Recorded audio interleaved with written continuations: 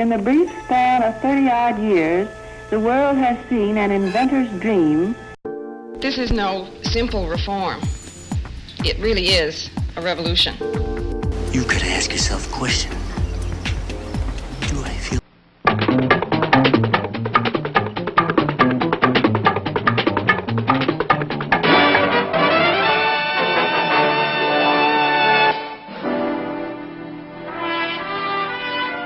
This is South Korea today, the capital city, Seoul.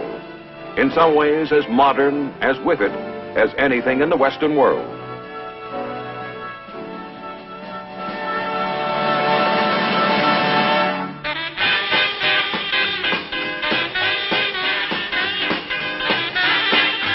Even its nightclubs are just as swinging, crowded, carefree, and overpriced as their counterparts in New York, Chicago, or Los Angeles, a long way from the war.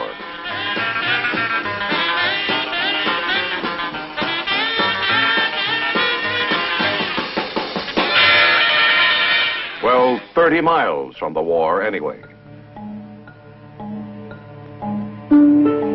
These are the men who make it safe to live and dance in Seoul, New York, Chicago, or Los Angeles. They are U.S. and Korean soldiers starting a patrol along the DMZ, just 30 miles north of Seoul.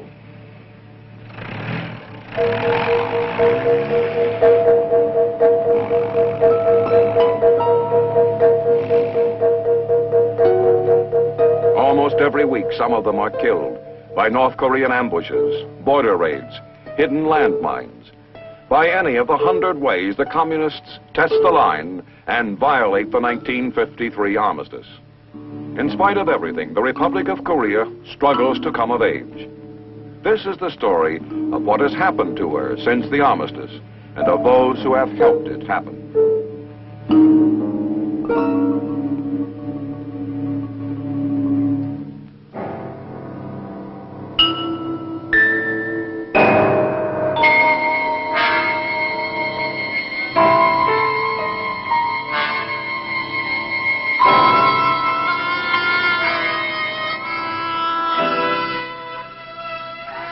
Korea's ancient name, Joseon, means land of morning calm. June 25th, 1950. The morning calm is shattered.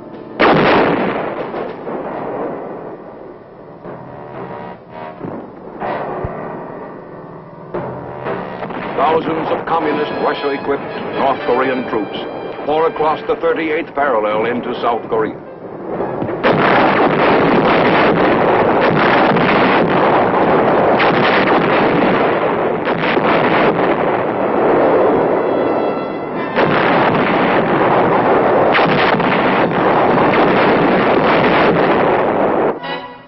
Before this powerful onslaught, the small, ill-equipped army of South Korea is driven back.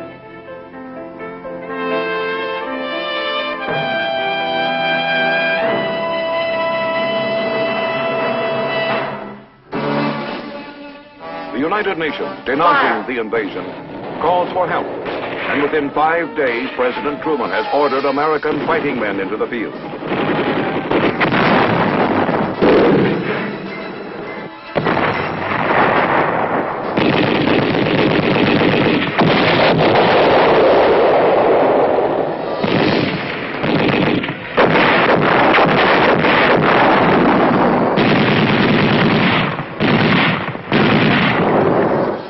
Within 3 weeks, half the country has been overrun.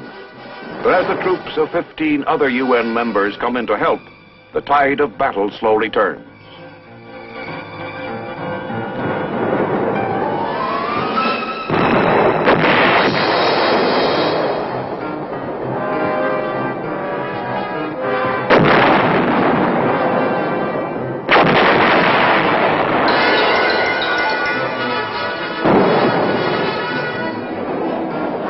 To turn the tide back, red Chinese soldiers come to the aid of the North Koreans, and a pattern is established, with first one side advancing and then the other.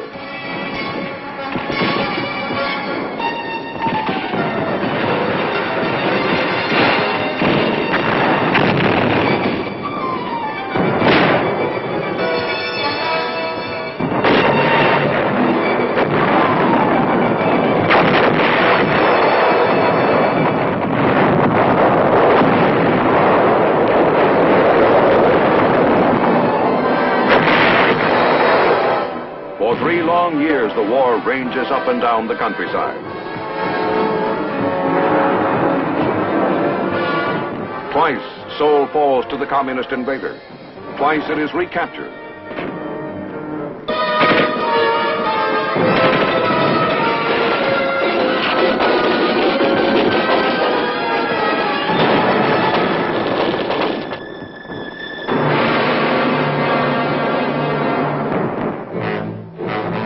By the time the armistice is finally signed on July 27, 1953, the dead include 30,000 Americans, 5,000 troops from the other 15 assisting UN countries, and more than 400,000 South Koreans, both military and civilian.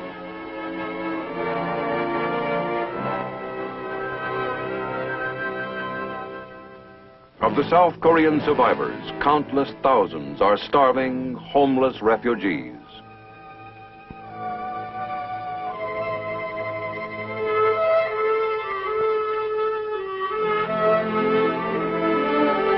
Seoul, the republic's largest city, lies in ruins. Block after block of rubble testifies to the grim fact that more than 80% of it has been destroyed.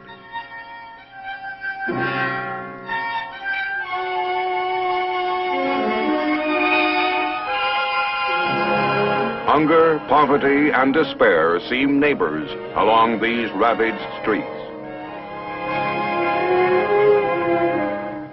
But that was 1953.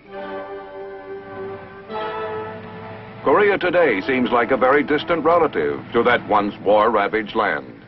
It is from the people that a nation derives its character, and nowhere is the revitalization of Korea more evident than in its people. From a straggling band of demoralized refugees, the people have grown into a cohesive, energetic nation.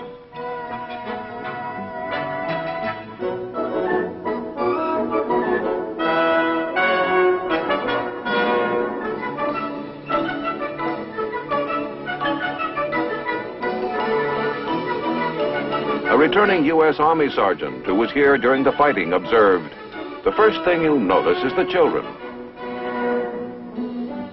They're not starving anymore, running around with their little bellies swollen. The children you notice right away."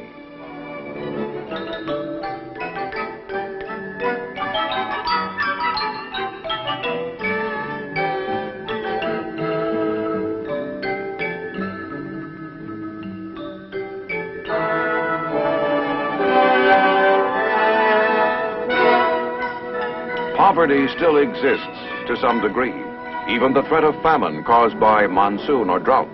But the grinding hopelessness of a war-ruined country is far behind. The people have a chance, and they know it.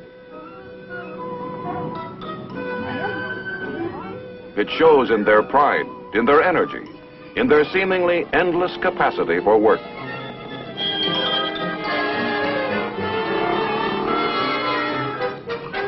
It has been said that Korea has a shortage of everything but people, and it's not far from the truth. This becomes especially apparent where transportation is concerned. Every possible method of moving people and products is in effect in Korea.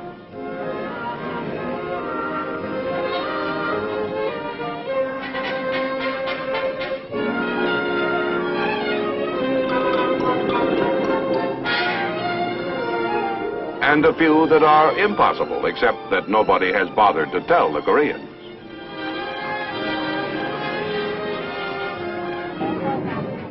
The arches of triumph in the Korean economy must surely belong to the feet, for they seem to bear most of the load. On the back, on the head, or on the ever-present jigas, nicknamed A-frames by the Americans. Tons of freight move every day by foot. The jiga is a unique Korean invention, and the men who carry them were indispensable during the Korean War, when they carried ammunition and supplies. And alongside the jigas, electrified streetcars and buses.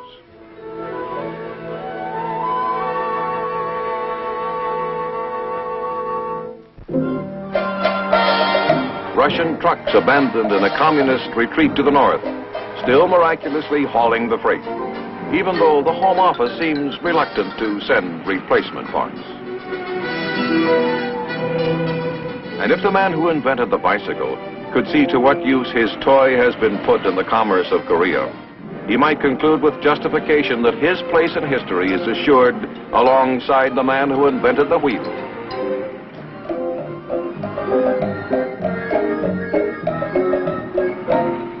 Here the bicycle is not only a means of transportation, but also an important vehicle for business. Its use allows personal earnings to go for the more required necessities.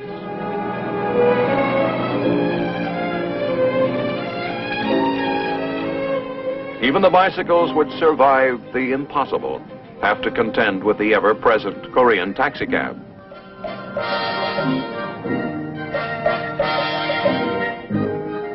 Korean taxicab drivers may not build up the speed of their American counterparts, but they duplicate the daring encountered in most of the world's great cities.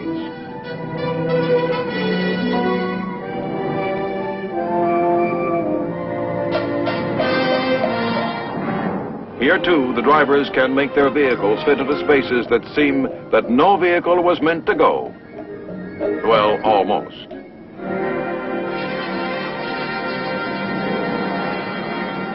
The newest transportation miracle, though, is the Gimpo International Airport Toll Road, the first toll road in the nation.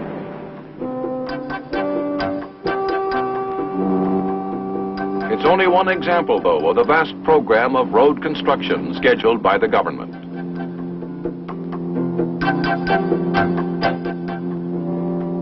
The new road will make it easier and faster to get from Seoul to Gimpo International Airport, the home of the fledgling Korean Airlines.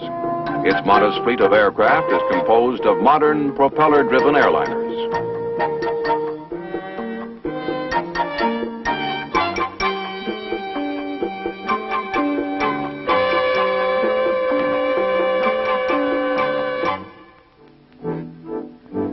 The new road does little, however, to touch the life of the average Korean in the field.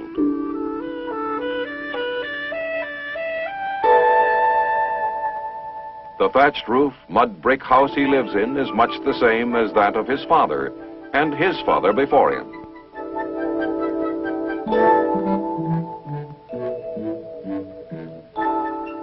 His slightly more affluent cousin may have one with a tile roof.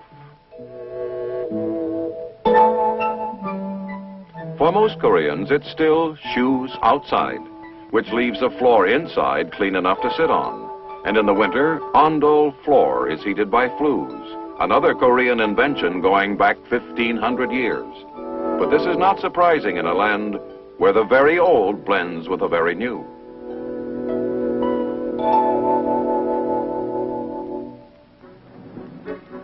Perhaps the most striking change to come over the face of Korea has been the influence of Western architecture.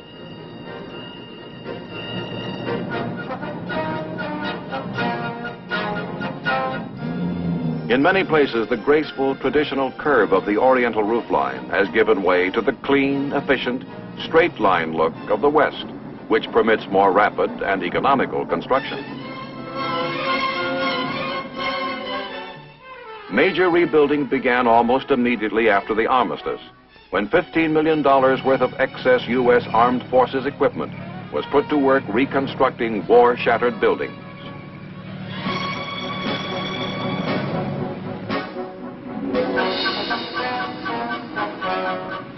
And reclaiming the land in the first 10 years alone, the armed forces invested $23 million in more than 5,000 projects. Even though this is less than $1 per Korean, it has helped in their reconstruction program, and the Koreans are indeed grateful.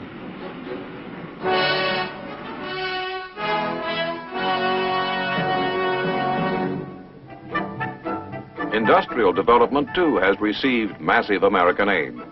Since most Korean industry was located in the communist north, the division of the country was an especially hard blow to South Korea. Development of new industrial capabilities has been made possible by American financial and technical assistance.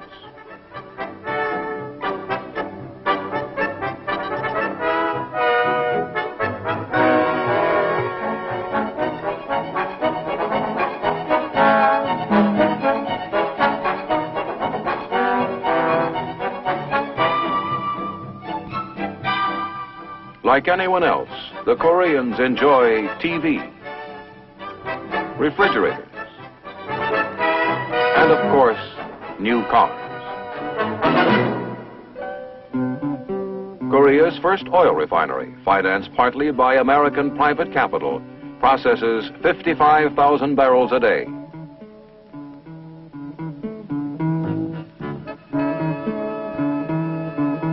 The Hankook fertilizer plant produces 330,000 tons of chemical fertilizer a year. Development of this vital industry can mean the difference between famine or food enough to feed the nation.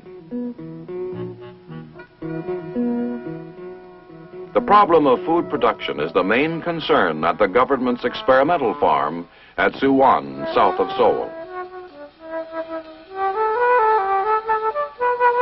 Here, agricultural research of all sorts is carried out, and extension workers are trained in the latest farming techniques, which it is hoped will make the country self-sufficient in food production by the early 1970s.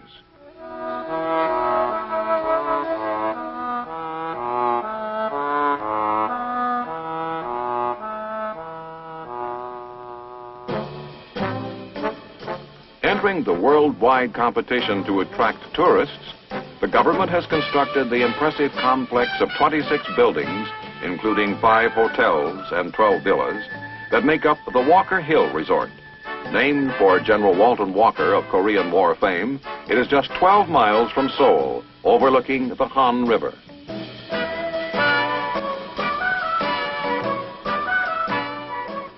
It spreads over 150 acres and provides a complete variety of entertainment and sports facilities.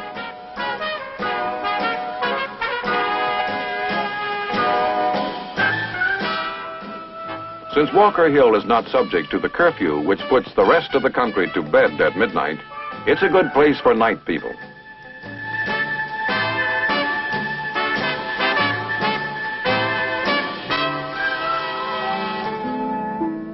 The bright Golden Moon restaurant features kimchi, the spicy Korean dish, and a host of gourmet delights to be consumed to the gentle strains of ancient Oriental string music.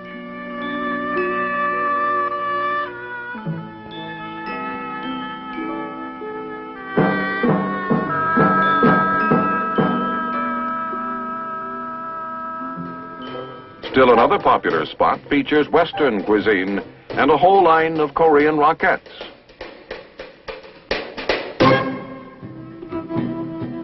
Unfortunately, the standards of sanitation that apply at Walker Hill and at the luxury hotels do not extend throughout Korean society. Unfortunate, at least, for the American whose system is accustomed to more antiseptic conditions.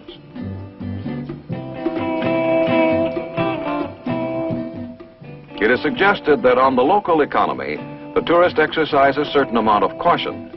Stick to well-cooked foods. Avoid unpeeled fresh fruits and vegetables, tap water and drink served with ice. Drink only bottled beer or hot tea or coffee. With any spirit of adventure, an American can travel the length and breadth of the Republic of Korea and get fat in the process, providing he masters the art of using chopsticks.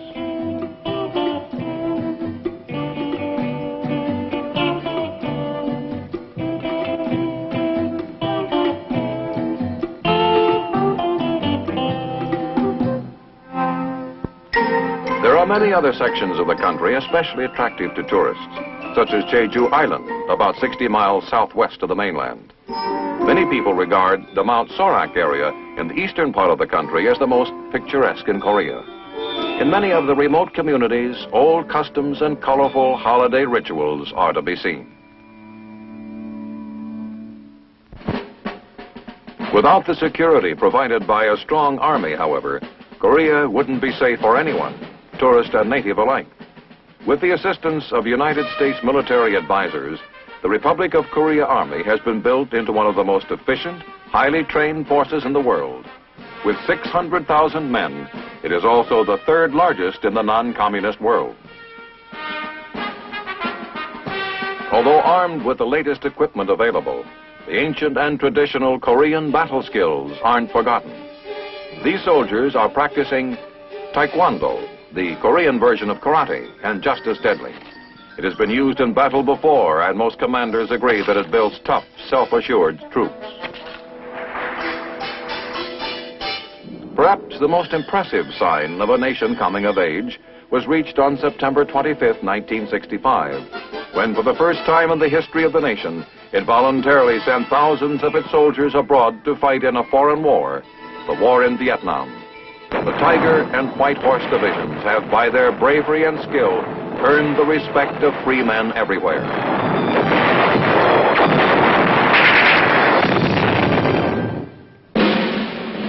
About 10,000 ROK soldiers serve in a special capacity with the U.S. Army. They are Katyusha, or Korean augmentation to the U.S. Army soldiers. They work, train, and live alongside U.S. soldiers.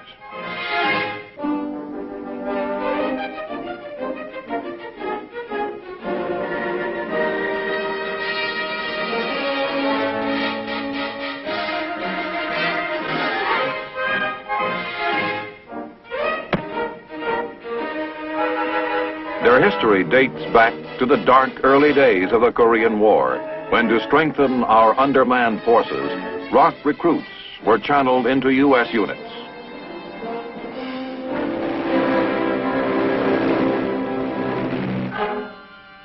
Perhaps one reason the ROK troopers have fought communism with distinction abroad is because many of them have had bitter personal experience with communist aggression at home. Aggression like this along their own DMZ. This truck was not blown up in Vietnam. It was ambushed on April 1968 by North Korean communists in a flagrant daylight raid across the Korean DMZ. The 3 soldiers of the 2nd U.S. Infantry Division and 1 Katyusha soldier who were murdered in this truce violation were on their way to lunch. Sometime later on in August, as the men of the 76th Engineer Battalion began to line up for their supper, their mess tent was suddenly hit by heavy machine gun fire from communist raiders.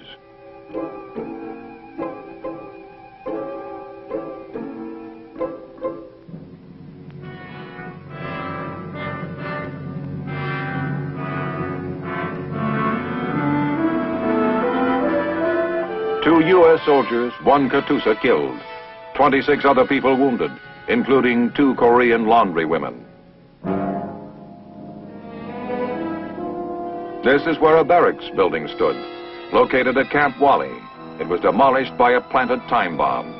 2 soldiers were killed in their sleep.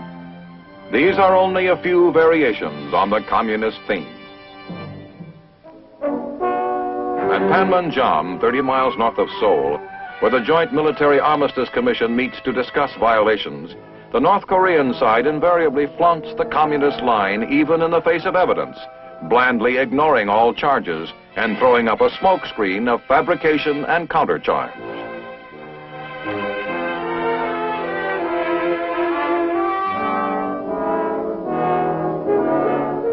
In the first 9 months of 1967 alone, there were 7 times as many communist violations as in the entire year of 1966.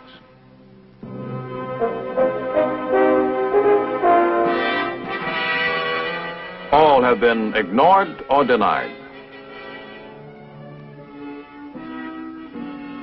Not only does Panmunjom provide the spectacle of communist fantasy, but in the United Nations Honor Guard, an impressive reminder that the free world is indeed a reality and very much committed to staying that way.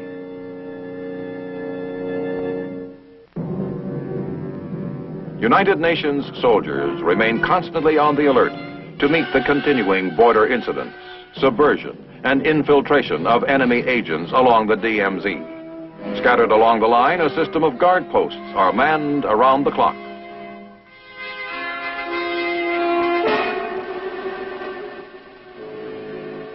A barrier fence is being constructed along the entire 150-mile length of the DMZ from coast to coast.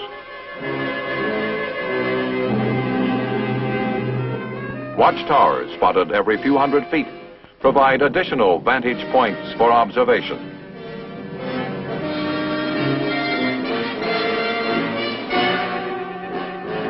The lush green foliage along the DMZ is one of the most beautiful features in this no man's land. It is also one of the most deadly. Its natural screen provides a perfect cover for North Korean hit-and-run operations. To frustrate the communist infiltration pattern of ambush and attack, a narrow strip of land will be cleared south of the line. The agent who tries to make it across this high visibility zone may find that the odds have been sharply reversed.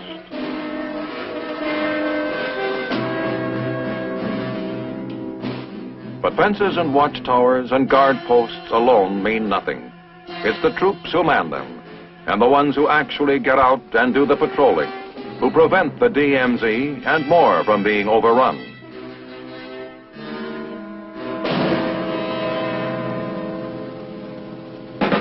Someone once defined combat patrol flying as hours of boredom interrupted only by moments of sheer terror.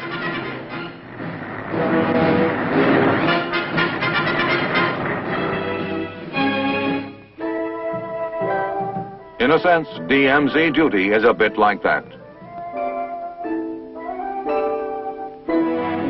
The communists conduct a daily war of nerves, of subversion, of the kind of treachery that can turn the most routine patrol into a death march.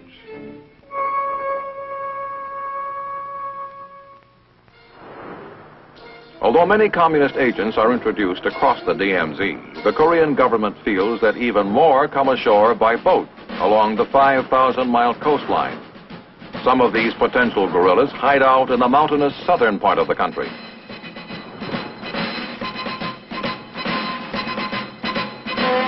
For that reason, combat-ready soldiers of the Korean Army's infantry divisions continually patrol in suspect areas. Hunt and kill patrols move in force to flush out these communist infiltrators.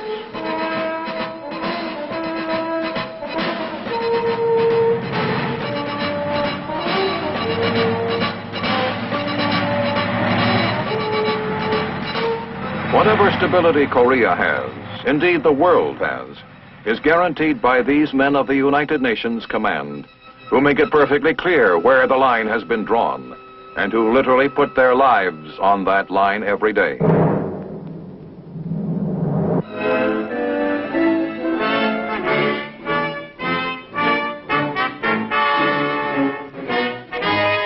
And what is it the troops are guarding? Well, among other things, the right to develop and maintain a democratic government which is stable without being oppressive.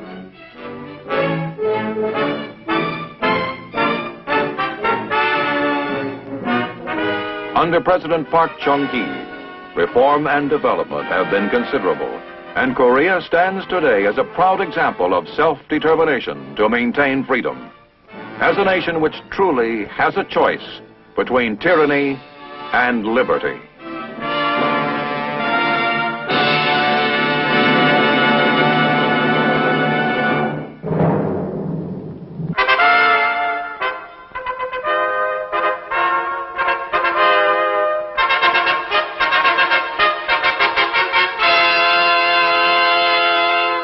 This is Tomorrowpictures.TV.